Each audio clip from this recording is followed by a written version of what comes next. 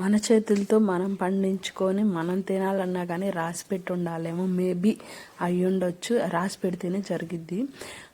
ఏంటంటే వంకాయలు అనమాట. వంకాయలు అసలు ఎన్ని కాసాయంటే అండి, చాలా అంటే చాలా కాసాయి. మునుపైతే చెట్లు చూపించాను కదా, ఇప్పుడైతే కాయలు హార్వెస్టింగ్ చూపిస్తున్నా, కోయటం చూపిస్తున్నా అనమాట. చాలా కాయలు అయితే వచ్చినాయి అనమాట. చెట్లు చూడటానికి చిన్నగా ఉన్నా కానీ కాయలు అయితే చాలా వచ్చినాయి.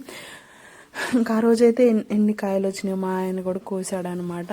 నేను అక్కడ కోస్తుంటే అక్కడ కూర్చొని కోస్తున్నాడు. మా వాడైతే ముందు పిందెలే కోస్తున్నాడు అనమాట. మా వాడిని చూసుకుంటా కోసుకుంటా, వాడు కూడా కొయ్యాలని, అంటే ఇలా ఇది ఈ సైజు కాయలు కొయ్యాలని తెలియదు కాబట్టి మొత్తం కోసేస్తున్నాడు అనమాట. మేమేమి వద్దని అరిస్తే ఇంకా మెలకుండా ఉన్నాడు, వాళ్ళ నాన్నకాడికి వెళ్ళాడు. అయినా సరే నేను కోస్తుంటే నా చుట్టూ తిరుగుతున్నాడు అనమాట. మళ్ళీ వచ్చేసి ఇంకా సరేలే అని చెప్పేసి ఇంక వాడిని వదిలేసేసి నేను కాయలు అయితే కోసాను. చాలా అయితే చాలా అయినాయి అనమాట. అదే చెప్పాను కదా, కొన్ని తినాలన్నా రాసి పెట్టి ఉండాలని చెప్పేసి. ఇవైతే నేను తినలేకపోయాను, అంటే వేరే వాళ్ళకి పెట్టామన్నమాట. అందుకని చెప్పేసి తినలేకపోయాను.